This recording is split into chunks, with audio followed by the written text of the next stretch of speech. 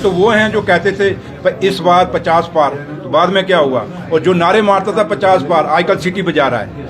तो इसके बाद ये ना हो वो तो सीटी बजा रहा है तो एलओपी साहब पता नहीं क्या बजाएंगे। वो जो लव लेटर उनको आजकल महबा जी भी उसी में जुड़ी हुई हैं। महबा जी को सवेरे जो चिट्ठी वहां से दिल्ली से आती है वही यहाँ पढ़ देती हैं। और आप देखें जो एलओपी बोलता है और वही महबा जी की बोली और एलओपी की बोली सेम ही है। ये बात आप लोगों की भी रखेंगे। वो जर्नलिस्ट जो सच्चाई से बात करना चाहता है उसको भी कितनी रुकावटें आती हैं जम्मू कश्मीर के अंदर, वो हम जानते हैं, आप भी जानते हैं। फर्क इतना हम बोल पड़ते हैं, आप बोलते हैं। 11 साल जो बीजेपी के जो लीडर जो आज बातें कर रहे हैं और लोगों को गुमराह करने की कोशिश कर रहे हैं, वो अपनी नाकामयाबियों से लोगों का ध्यान हटाने के लिए वो नेशनल कॉन्फ्रेंस पे बार बार अटैक करते हैं। जहां तक कांग्रेस का ताल्लुक है, कांग्रेस हमारी अलायंस पार्टनर है और अभी आप जल्दी में हैं हमसे जानने में। आप अभी तो टाइम नहीं हुआ, अभी तो टाइम है फॉर्म फिल करने का। जब फॉर्म फिल हो जाएंगे उसके बाद आप ये सवाल हमसे पूछेंगे तो ज़्यादा वैल्यू रखेगा। आपको भी मुबारक है कि इलेक्शन कमीशन ऑफ इंडिया ने राज्यसभा की सीटों का इलेक्शन अनाउंस किया। काफ़ी देर से इसका इंतज़ार था,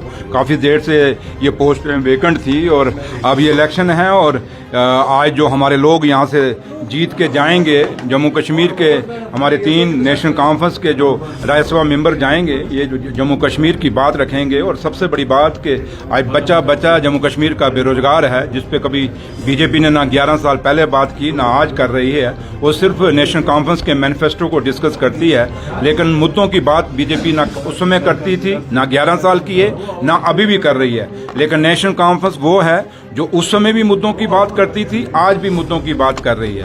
और सबसे बड़ा जो आज जम्मू नेशनल कॉन्फ्रेंस जो बात करती है वो बच्चे बच्चे की जुबान पे है कि जम्मू कश्मीर का खोया हुआ दर्जा स्टेट का वो हमें वापस मिले। ये यूटी हमें बर्दाश्त नहीं। जिस लेह और लद्दाख ने बड़ी खुशियां मनाई थी जब उनको यूटी मिला था, आज आप देखें उनके हालात क्या हैं, उनमें कितना गुस्सा है, उनमें कितना यह है कि हमारी जो डिमांडें वो पूरी नहीं हो रही। वो अपने आप को ठगा हुआ और धोखा अपने साथ धोखा महसूस कर रहे हैं। और जो खुद यूटी मांग रहे थे, अगर वो दुखी हैं तो जिन्होंने कभी यूटी मांगा ही नहीं, जो डिमांड ही नहीं की जम्मू कश्मीर ने, तो वो कितनी परेशान और दुखी होगी। और इसलिए मुद्दे बहुत हैं और इन मुद्दों में बात रखने के लिए डेली वेजरों का बहुत बड़ा मुद्दा है जो रेगुलाइज करने हैं। और ये रेगुलाइज आज नहीं, 11 साल जो बीजेपी के जो लीडर जो आज बातें कर रहे हैं और लोगों को गुमराह करने की कोशिश कर रहे हैं, वो अपनी नाकामयाबियों से लोगों का ध्यान हटाने के लिए वो नेशनल कॉन्फ्रेंस पे बार बार अटैक करते हैं। लेकिन उमर अब्दुल्ला सरकार इतनी मजबूत है कि हम इन लोगों का मुकाबला करेंगे। और ये 3 लोग जो आज जीत के अब जीतेंगे यहाँ से और ये राज्यसभा में जाएंगे, वो नेशनल कॉन्फ्रेंस की जम्मू कश्मीर के लोगों के स्पोक्समैन होंगे राज्यसभा के अंदर।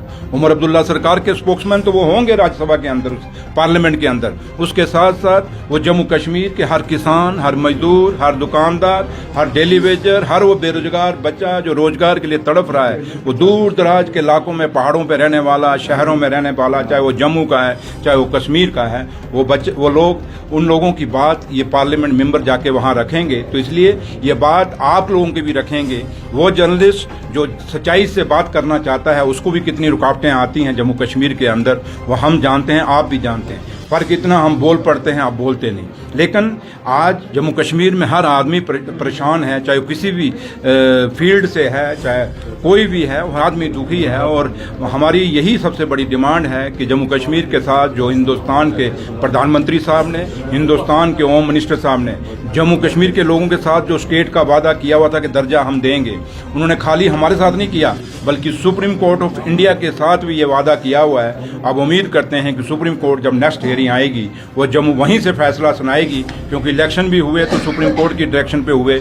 अब मुझे लगता है स्टेट भी आएगा तो सुप्रीम कोर्ट की डायरेक्शन पे आएगा, इसलिए उम्मीद करते हैं कि फैसला हमारे हक में है। जिस तरह से फैसला किया है कि वो राज्यसभा की जो चौथी सीट थी उस पर नहीं लड़ेंगे क्योंकि नेशनल कॉन्फ्रेंस से सेफ सीट हमारे लिए नहीं रखी। भैया ये खबरें कठपुतली की तरह चला रही है। देखिए, बीजेपी के जो लोग यहाँ बोल रहे हैं कठपुतली, तो वो खुद ही हैं बेचारे। उनको दिल्ली से जो चिट्ठी आती है सुबह, ये पढ़ना आप लोगों के सामने, वो आके आपके चिट्ठी पढ़ते हैं। वो जो लव लेटर उनको आजकल महबा जी भी उसी में जुड़ी हुई हैं। महबा जी को भी सवेरे जो चिट्ठी वहाँ से दिल्ली से आती है वही यहाँ पढ़ देती हैं। और आप देखें जो एलओपी बोलता है और वही महबा जी की बोली और एलओपी की बोली सेम ही है।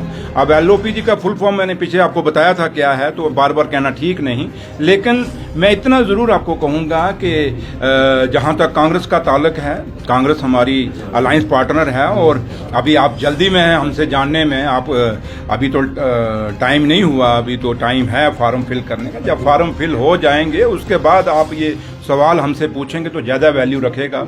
अभी इस सवाल का कहीं मुझे लगता है रेलेवेंस नहीं बनता है। Thank you. ने भी कहा कि आपके पास 47 से ज़्यादा सीट्स है, जो एलओपी ने कहा कि हम तीनों सीट जीतेंगे। आप इस चीज़ को कैसे देखते हैं? एलओपी साहब अब क्या बोलते हैं, मैं अब उसको तो बात ही जवाब नहीं दूंगा, लेकिन जहां तक ताल्लुक है कि हमने अभी ये बैलेट पेपर से बोलेगा, जब रिजल्ट आएगा 24 तारीख को आपको खुद पता चलेगा कौन जीता कौन हारा।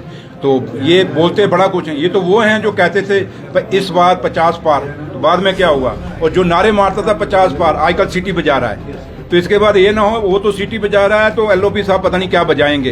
तो इसलिए इनके कहने पे ये 50 पार वाले ये तो ये कहते थे कि हमारा मुख्यमंत्री बनेगा, हमारा चीफ मिनिस्टर बन गया। इसलिए बीजेपी की मैं आपको ये एक चीज़ कहूँ कि जम्मू कश्मीर में अगर आप किसी को सीरियस लेते हैं तो नेशनल कॉन्फ्रेंस के कैडर को लीजिए, नेशनल कॉन्फ्रेंस की लीडरशिप को लीजिए और डॉक्टर फारूक अब्दुल्ला साहब, उमर अब्दुल्ला साहब क्या कहते हैं उसको सीरियस लीजिए। बाकी ये जो बोलते हैं कोई ए टीम है, कोई बे टीम है, कोई सी टीम है, इस टीमों में बंटे हुए हैं क्योंकि आगे मोरे हैं, एक मैन बीजेपी है, आगे इनके स्पोक्समैन है, तो इसलिए मैं उनकी बातों में ज्यादा तवज्जो नहीं देता। Thank you. छोड़ो हो गया ना, थैंक यू। सर कहा कि 1975 में शेख अब्दुल्ला जो कांग्रेस के एमएलए पे 1975 में शेख अब्दुल्ला जो कांग्रेस के एमएलए पे सीएम बने जेल छूटने के बाद आज एनसीपी को धोखा दे दिया। मैंने कहा ना, आप छोड़िए वो क्या कहते हैं, वो कितने धोखेबाज हैं। जरा वो दुष्यंत चौटाला को पूछ लो, आप थोड़ा सा सुखबीर बादल को पूछ लो, आप मतलब कितने मैं आपको बताऊं, उनके नाम गिनाना छोड़ूंगा किस किस को धोखा दिया है इस हिंदुस्तान में सरकारें साथ बना के। सबसे बड़ा तो महबा जी को जरा पूछ लो क्या हाल है आपका, नज़दीक में अगर जाना है तो। इसलिए छोड़िए वो बीजेपी क्या कहती है, मुझे उससे लेना देना नहीं। मुझे ये गरज है कि मेरा लीडर डॉक्टर फारूक अब्दुल्ला साहब और उमर अब्दुल्ला साहब क्या बोलते हैं मैं उस पर तवज्जो देता हूँ। ये अरे गहरे नथु गहरे क्या बोलते हैं, मुझे उससे कुछ गरज नहीं।